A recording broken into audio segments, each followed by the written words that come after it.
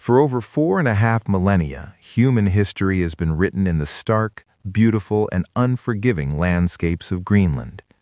An island where ice dominates and survival is an art, its story is one of resilience, of cultures rising and fading with the climate, and of a people forging an identity in one of Earth's most extreme environments. Today, this remote Arctic land finds itself at the center of a modern geopolitical storm, where its ancient past collides with 21st century power struggles. The Greenland story begins not with Vikings or kings, but with the first Paleo-Inuit hunters. Around 2500 BC, the Sakak people crossed the frozen straits from North America. They were masters of adaptation, fashioning tools from stone and bone to hunt seal and muskox along the coasts. They were followed by waves of other cultures, Independence I, Independence II, and the Dorset people, each leaving subtle traces before disappearing, often leaving the island uninhabited for centuries as climates shifted. Then a dual arrival around the turn of the last millennium changed Greenland forever. From the east, around 982 AD, came the Norse, led by the exiled Eric the Red. He gave the island its famous, perhaps hopeful name, Greenland. They established eastern and western settlements, farming and trading walrus ivory with Europe. From the west, around 1200 AD, came the ancestors of all modern Greenlanders, the Thule culture. These Inuit ancestors were technological marvels of the Arctic, possessing the kayak, the umiak boat, dog sleds, and sophisticated toggling harpoons for hunting large whales. For a time, the Norse farmers and the Inuit hunters shared the island. But by the 15th century, the Norse settlements vanished, succumbing likely to a combination of a cooling climate, economic isolation, and environmental strain. The Inuit, however, thrived. Their flexible, marine-based culture was perfectly adapted to the Little Ice Age. When the Norwegian-Danish missionary Hans Egede arrived in 1721, hoping to find lost Norse Christians, he found only the Inuit. He baptized them instead, marking the beginning of Danish colonial presence. Denmark-Norway imposed a strict trade monopoly, a colonial relationship that would define Greenland for centuries. Greenland's strategic location was cemented during World War II.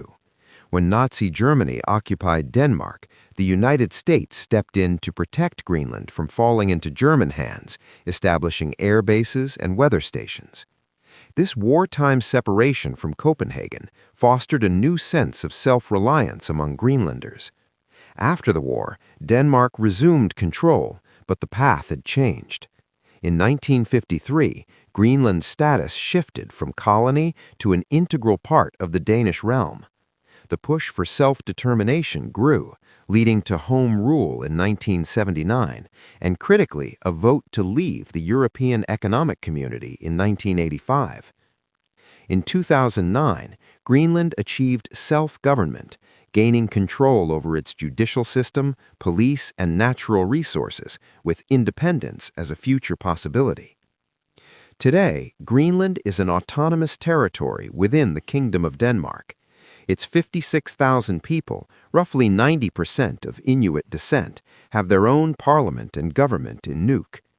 Denmark retains authority over foreign, security, and defense policy and provides a substantial annual subsidy.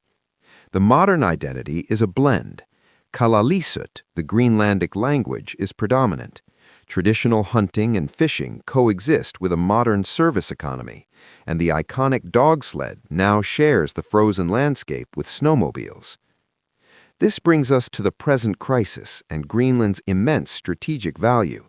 Three factors converge here: geopolitics, resources, and climate change.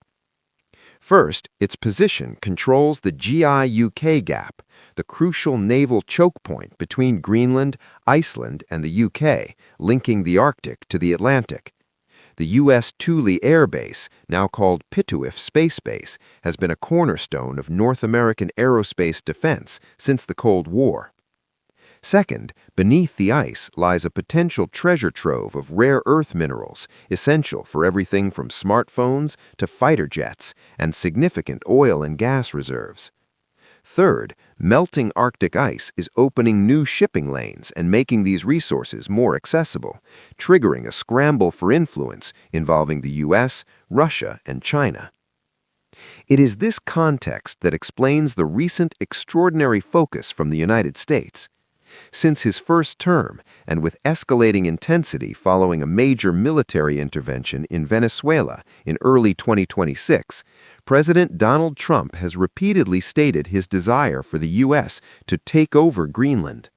He frames it as an urgent national security imperative, arguing that Denmark cannot protect it from Russian or Chinese encroachment, and that complete U.S. control is necessary for his Golden Dome missile defense concept.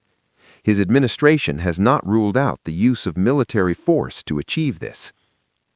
In January 2026, these verbal threats escalated into economic coercion. President Trump announced that unless a deal was reached for the U.S. to purchase Greenland, he would impose tariffs of 10%, rising to 25% on key European allies, including Denmark, Norway, France, and Germany. He explicitly linked this pressure to the transaction, stating, "This tariff will be due and payable until such time as a deal is reached for the complete and total purchase of Greenland." The response from Greenland and the international community has been one of unified, fierce rejection. Greenland's Prime Minister, Jens Frederik Nielsen, called the rhetoric completely unacceptable and disrespectful. Thousands of Greenlanders protested in Nuuk with signs reading, "We are not for sale," and "Yankee go home." The people of Greenland have been clear, they are not a real estate commodity. Legally, the proposition is fundamentally flawed. Modern international law, built on the UN Charter, prohibits the acquisition of territory by force and upholds the principles of sovereignty and territorial integrity. Greenland is not a piece of land to be sold. It is a self-governing territory whose political future rests with its people, as outlined in its Self-Government Act. The notion of a forced purchase is a direct assault on these post-World War II legal norms. European solidarity has been swift and significant. In a powerful joint statement, Denmark, Norway, Sweden, Finland, France, Germany, the Netherlands, and the UK declared that tariff threats undermine transatlantic relations and risk a dangerous downward spiral, and they stood in full solidarity with Denmark and Greenland. They have begun military exercises on the island alongside Denmark, a tangible show of support. Furthermore, Europe is preparing its legal and economic countermeasures. The European Union is seriously considering deploying its never-before-used anti-coercion instrument, a so-called trade bazooka. This tool would allow the EU to impose a powerful array of retaliatory measures, including not just tariffs on goods, but also restrictions on U.S. services, investment, and access to the EU's financial markets. The message is clear. An economic attack on one European nation over Greenland will be treated as an attack on the entire Union. As legal scholars note, Greenlanders are also citizens of the European Union through their Danish citizenship, binding their security to Europe's core principles. Even within the U.S., there is clear opposition. Former Trump economic advisor Gary Cohn stated bluntly that Greenland will stay Greenland and that invading a NATO ally would be over the edge. Senate Democrats have vowed to block the proposed tariffs. So what is the future for Greenland? It stands at a complex crossroads. Domestically, the journey towards full independence from Denmark continues, a gradual process of taking on more responsibilities. Globally, it must navigate the intense interest of superpowers while trying to steward its environment and resources for its own people's benefit. The current crisis has ironically strengthened Greenland's voice and Europe's resolve. The story of Greenland is a testament to endurance. From the Sakak hunter to the Thule whaler, from the Norse settler to the modern citizen in Nuuk, its people have weathered millennia of change. The current geopolitical tempest is but another chapter. As the ice continues to melt and the world's eyes remain fixed on the Arctic, the fundamental truth remains. The future of Greenland will be decided not in Washington, Brussels, or Copenhagen, but by the Greenlandic people themselves, the latest inheritors of a history etched in ice and resilience.